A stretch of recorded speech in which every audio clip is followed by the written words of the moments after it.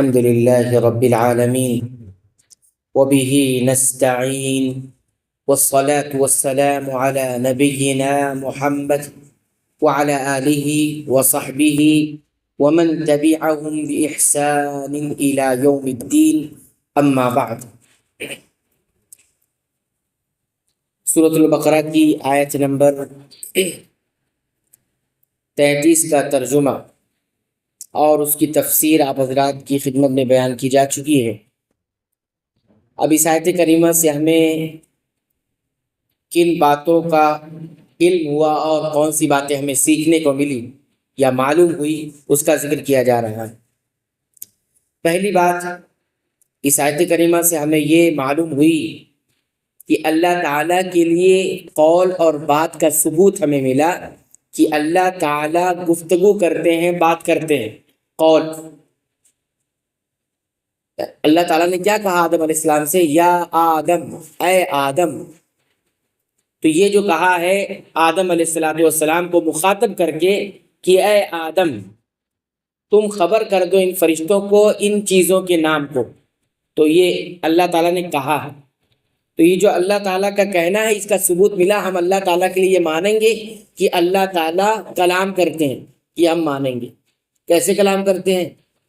اللہ تعالیٰ اپنی شان کے مطابق. اور یہ جو اللہ کا کلام ہوتا ہے یہ حرف اور سنی جانے والی آواز سے ہوتا ہے. اللہ تعالیٰ کی یہ جو بات ہوتی ہے یہ حرف بھی اس میں ہوتے ہیں، جیسے قرآن میں لکھا ہے یا آدم لکھا ہوا ہے تو حرف ہے، اور ساتھ ہی ساتھ سنی جانے والی آواز بھی ہوتی ہے. وہ کیسے معلوم ہے سنی جانے والی آواز ہے؟ کیونکہ آدم علیہ السلام نے اس کو سنا اور سمجھا اور پھر اس بارے میں خبر بھی دی فرشتے کو. تو اگر وہ حرف نہیں ہوتا تو یہاں لکھا نہیں ہوتا، اور اگر آواز نہیں ہوتا تو آدم علیہ السلام نہ سنتے، نہ سمجھتے اور نہ خبر دیتے. تو یہ اللہ رب العالمین کے جو کلام ہوتا ہے وہ حرف ہوتا ہے، لکھا ہوا ہے قرآن میں، اسی طرح وہ یا لوح محفوظ میں لکھا ہوا، اسی طرح وہ سنی جانے والی آواز بھی ہے جس کو آدم علیہ السلام نے سنا بھی اور اس کو سمجھا بھی اور اس کے بارے میں خبر دی.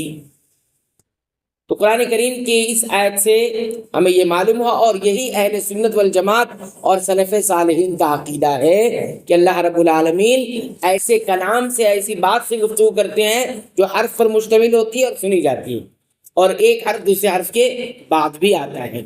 اتنی بات معلوم ہوئی اس آیت سے. پہلی بات. دوسری بات، اس آیت کریمہ سے یہ معلوم ہوئی کہ آدم علیہ السلام نے اللہ کے اس حکم کو مانا، اس کو پورا کیا اور ذرہ برابر بھی رکے نہیں. یعنی معلوم یہ ہوا کہ انسان کی سرشت میں، فطرت میں یہ بات ہے کہ وہ اپنے رب کی مانے، اس کی اطاعت کرے اور اس میں بلا چو چرا کے اس کو مان لے کر لے جب اللہ کا حکم آ جائے. اس کے بالمقابل میں آپ دیکھیں گے شیطان کو بھی حکم دیا گیا فرشتوں کے ساتھ، لیکن اس نے نہیں مانا، چو چرا والی بات کی، رکا اور دلیلیں دینے لگا الٹی سیدھی. تو یہاں پر دیکھیے اللہ تعالیٰ نے کیا فرمایا؟ فَلَمَّا أَنبَأَهُمْ. جب آدم علیہ السلام سے یہ کہا کہ اے آدم تم فرشتوں کو ان چیزوں کے نام بتا دو، أَنبِئْهُمْ بِأَسْمَائِهِمْ. یہ کہنے کے بعد اللہ نے کیا کہا؟ فَلَمَّا أَنبَأَهُمْ. پس جب آدم نے فرشتوں کو خبر دے دی، اتنا جملہ جو کہا ہے نا، پس جب آدم نے فرشتوں کو خبر دے دی، یہ کیوں کہا ہے؟ یہ اس لیے کہا ہے کہ آدم نے بات مانی، آدم علیہ السلام نے بات مانی، اس کو پورا کیا اور رکے نہیں. یعنی رک کر اس کو نہ ماننے کی کوشش نہیں کی بلکہ مان لیا، اس لیے کہا فلما انباہم. اس لیے اللہ تعالیٰ نے فوراً یہ کہا فلما انباہم. اس سے یہ اشارہ ملتا ہے کہ انہوں نے جلدی سے عمل کیا اور فوراً فرشتوں کو خبر کر دی کیا یہ چیزیں ہیں جن کا نام مجھے بتایا گیا ہے، سکھلایا گیا ہے. کہ انسان کو حکم شرعی پر یا شرعی حکم پر، اللہ کے حکم پر عمل کرنے میں جلدی کرنا چاہیے، اس کو ٹالتے نہیں رہنا چاہیے، اس کو ٹالتے نہیں رہنا چاہیے کہ بعد میں کر لیں گے، نہیں کرنا چاہیے. یا ہمارے بابا آدم علیہ السلام کی شریعت میں یہ نہیں ہے، تو لہٰذا ہم اس فطرت کو باقی رکھیں اور حکم شرعی میں اور اللہ تعالیٰ کے حکموں میں جلدی کریں، اسے ٹالیں نہیں۔ نمبر 3 جو اس آیت کریمہ سے معلوم ہوتی وہ کیا، کہ ہمارا جو مخاطب ہے اس کو کوئی چیز ثابت کرنے کے لیے ایسی چیزوں کا بھی حوالہ دیا جائے جس کا وہ کبھی انکار نہیں کر سکتا۔ ہمارا جو مخاطب ہے جس سے ہم بات کر رہے ہیں اور کوئی چیز ہمیں اس کے سامنے ثابت کرنی ہے تو اس چیز کو ثابت کرنے کے لیے ایسی باتیں بھی کی جا سکتی ہیں جس کو وہ کبھی جھٹلا نہیں سکتا۔ دیکھیے کیسے معلوم ہوا، اللہ تعالیٰ نے کیا کہا فرشتے سے، الم اقل لکم، کیا میں نے تم سے نہیں کہا تھا، انی اعلم غیب السماوات والارض، کہ میں جانتا ہوں آسمانوں کا بھی غیب اور زمین کا بھی غیب۔ یہ وہ بات تھی کہ جس کا انکار فرشتے نہیں کر سکتے۔ تو اس سے یہ سیکھنے کو ملا کہ اگر ہم سامنے والے کو کوئی بات ثابت کرنا چاہتے ہیں تو ان کے سامنے ایسی باتیں رکھ دی جائے جس کو کبھی وہ جھٹلا نہیں سکتا ہو، اس کا انکار ہی نہیں کر سکتا ہو۔ اور فرشتے کبھی انکار نہیں کر سکتے کہ اللہ نے یہ کہا تھا کہ نہیں کہا، بالکل کہا تھا، بالکل کہا تھا۔ فرشتوں نے جواب ہی نہیں دیا، فرشتوں نے جواب نہیں، اس بات کا انکار نہیں کر سکے۔ فرشتوں نے یہ کہا تھا نا، ایسی مخلوق کیوں بنا رہا ہے جو زمین میں جا کے فساد یعنی گناہ کرے گی اور خون بہائے گی۔ اللہ نے کہا جو میں جانتا ہوں وہ تم نہیں جانتے، یا جو تم نہیں جانتے اس کو میں جانتا ہوں۔ تو یہ بات معلوم ہوئی کہ ہم مخاطب کو ان باتوں کے ذریعے بھی اس کو کوئی چیز ثابت کر سکتے ہیں جس کا وہ کبھی انکار نہیں کر سکتا۔ ایسی باتیں رکھ دی جائے کہ وہ انکار نہیں کر سکتا، لاجواب ہو جائے۔ یہ تیسری بات تھی۔ چوتھی بات وہ یہ ہے کہ اللہ تعالیٰ کا علم کیسا ہے، یا اللہ رب العالمین کا علم کتنا عام ہے، اس کا یہاں پر ہمیں معلوم ہوتا ہے۔ اللہ تعالیٰ نے کیا فرمایا، اعلم غیب السماوات والارض، میں جانتا ہوں، میں علم رکھتا ہوں کس کا، غیب کا، چھپی ہوئی چیزوں کا۔ کہاں چھپی ہوئی ہے؟ جو آسمانوں میں چھپی ہوئی ہے، والارض، اور کہاں چھپی ہوئی ہے؟ زمین میں چھپی ہوئی ہے۔ اس سے معلوم ہوا کہ اللہ تعالیٰ جو چیزیں دکھتی ہیں وہ تو جانتا ہی ہے، آسمان اور زمین کی، آسمانوں اور زمینوں کی دکھی جانے والی چیزوں کو تو جانتا ہی جانتا ہے۔ یہاں اللہ نے یہ کہا کہ ان کی چھپی ہوئی چیزوں کو میں جانتا ہوں۔ تو آپ سوچیے اللہ رب العالمین کا علم کتنا عام ہے، سارے آسمانوں کی چھپی ہوئی چیزوں کو اور ساری زمین کی چھپی ہوئی چیزوں کو جانتا ہے۔ یہ اللہ رب العالمین کا علم ہے، ایسا علم کسی کے پاس نہیں۔ اللہ رب العالمین اپنی اس صفت میں بھی یکتا اور تنہا ہے۔ اگر کوئی یہ کہے کہ کوئی اور بھی غیب جانتا ہے تو یہ کیا ہو جائے گا؟ شرک ہو جائے گا۔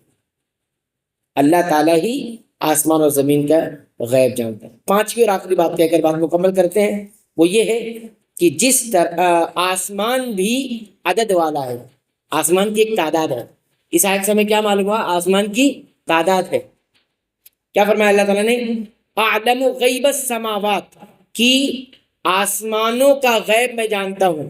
اب اللہ تعالیٰ نے آسمان کا تو ذکر کر دیا، لیکن یہ تو نہیں بتایا کہ آسمان کتنے ہیں۔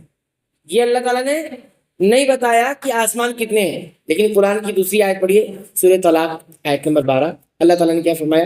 اللہ الذی خلق سبع سماوات، اللہ وہی ہے جس نے بنایا، پیدا کیا، سبع سماوات، 7 آسمان بنایا، وَمِنَ الْأَرْضِ مِثْلَهُنَّ، اور زمین بھی بنایا، مِثْلَهُنَّ، اسی آسمان کی طرح۔ اللہ تعالیٰ نے 7 آسمان بنائے اور کیا بنایا؟ اسی کی طرح، یعنی آسمانوں کی طرح 7 زمین بنایا۔ تو زمین بھی آسمان کی طرح ہے کیا؟ آسمان آسمان ہے، زمین زمین ہے، لیکن اللہ کیا کہہ رہا ہے؟ میں نے 7 آسمان بنائے ہیں اور اسی آسمان کی طرح زمین بنائی ہے۔ تو کیا زمین آسمان کی طرح ہے؟ اللہ تعالیٰ کی طرح کہہ رہے ہیں کہ آسمان کی طرح زمین بھی ہے۔ کوئی کہے گا کہ جیسا آسمان ویسی زمین، کہہ سکتا ہے نا؟ تو کس طرح، کیا واقعی ایسا ہے کہ زمین بھی آسمان کی طرح ہے؟ تو کس چیز میں طرح ہے؟ تو بتائیں گے کہ یہ عدد میں ہے۔ کس میں ہے؟ تعداد میں۔ جس طرح سے ہم نے 7 آسمان بنائے ہیں، بالکل اسی تعداد میں کیا بنائی ہے؟ زمین بھی بنائی ہے۔ یہ تو قرآن کے اشارے سے معلوم ہوا، ٹھیک ہے، لیکن سنت میں 7 زمینوں کی صراحت موجود ہے کہ زمین کی تعداد بھی کتنی ہے؟ 7۔ زمین کی تعداد بھی کتنی ہے؟ 7۔ اللہ تعالیٰ نے وہ نبی کریم صلی اللہ علیہ وسلم نے کسی کی زمین ہتھیانے والے، ناحق لینے والے کی سزا بتاتے ہوئے کیا بتایا کہ جس کسی نے کسی کی زمین ناحق طریقے سے لے لیے، ایک بالش بھی لے لیے، ہتھیا لیے، ناحق طریقے سے قبضہ کر لیا ہے، چھین لیا ہے اس سے، کیا ہوگا؟ ایسے انسان کو قیامت کے دن 7 زمینوں کا طوق پہنایا جائے گا، 7 زمینوں کا طوق پہنایا جائے گا۔ 7 زمین کا ذکر صراحت کے ساتھ موجود ہو گیا۔ تو بہرحال آسمان تعداد میں ہے، یعنی 7 عدد ہے اس کی۔ قرآن کی دوسری آیت سے اس آسمان کی تعداد کی جو ہے تفصیل معلوم ہو گئی۔ اور زمین کو چونکہ یہاں پر کیا کہا ہے، اور زمین کا بھی غیب جانتا ہوں، تو زمین کو ایک سے ذکر کیا، اور زمین کا بھی غیب جانتا ہوں، تو ایک زمین نہیں ہے بلکہ پوری زمین مراد ہے سے، اور تعداد میں وہ بھی مراد ہے کہ 7 زمینوں کا غیب بھی میں جانتا ہوں، جو چھپی ہوئی ہے اس کو بھی میں جانتا ہوں۔ یہ کل 5 باتیں آپ حضرات کی خدمت میں ذکر کی گئی ہے۔ کچھ اور باتیں رہ گئی ہیں، آئندہ درس میں اسے ذکر کیا جائے گا۔ اللہ تعالیٰ سے دعا کرتے رب العالمین تو ہمیں قرآن حکیم کی پابندی سے تلاوت کی توفیق عطا فرما، اس کو سمجھ کر غور کر کے پڑھنے کی توفیق عطا فرما، اور جو چیزیں اس سے سیکھنے کو ملی رب العالمین اس کے مطابق اپنا عقیدہ، ایمان اور اعمال کی اصلاح کی توفیق عطا فرما۔